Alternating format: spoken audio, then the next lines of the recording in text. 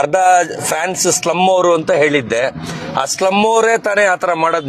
ಯಾವ ಬೋಳಿ ಮಗ ಹೇಳಿದ್ರಿ?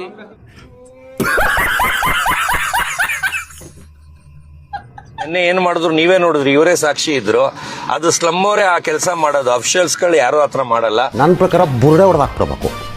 ಈ ತರದ ಆವಾಗ ದಾರಿಗೆ ಬರ್ತಾರ ಅಷ್ಟೇ ಇವ್ರುಗಳು. ಮರ್ಯಾದೆ ಬೇಡವಾ ಸ್ವಲ್ಪ ನಾತ್ರಿದೆ. ಇದು ಆಕ್ಚುಲಿ ಚೆನ್ನಾಗಿರೋದು. ಅದರಿಂದ ಅವ್ನ ಫ್ಯಾನ್ಸ್ ಎಲ್ಲ ಸ್ಲಮ್ ಅಂತ ಹೇಳಿದೀನಿ.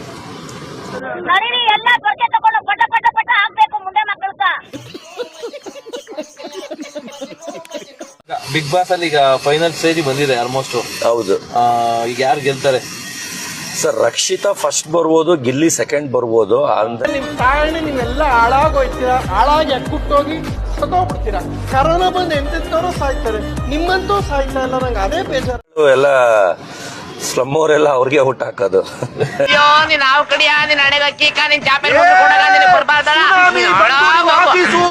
ನ್ಯೂ ಇಯರ್ಗೆ ನನಗೆ 2 ಕಡೆ ಕರೆದಿದ್ದಾರೆ 10 ಲಕ್ಷಕ್ಕೆ. ಅಂದ್ರೆ 2 ಇವೆಂಟು ಒಬ್ರೇ ನಡೆಸ್ತಾ ಇರೋದು.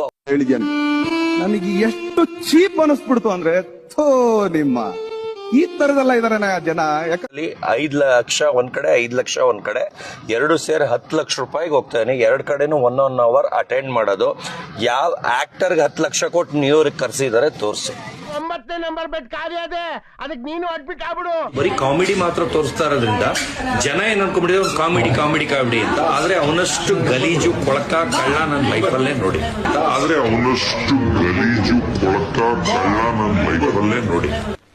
ಸ್ವಲ್ಪ ಆ ಕಡೆ ನೋಡು.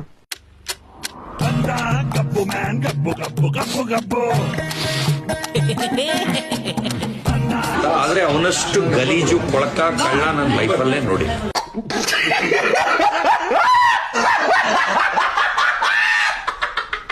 ಇಂಥ ಜನ ಎಲ್ಲಿ ಸಿಗ್ತಾ ನಿಮ್ಗೆ? ಹೊಡಿರಿ ಚಪ್ಪಾಳೆ, ಹೊಡಿರಿ.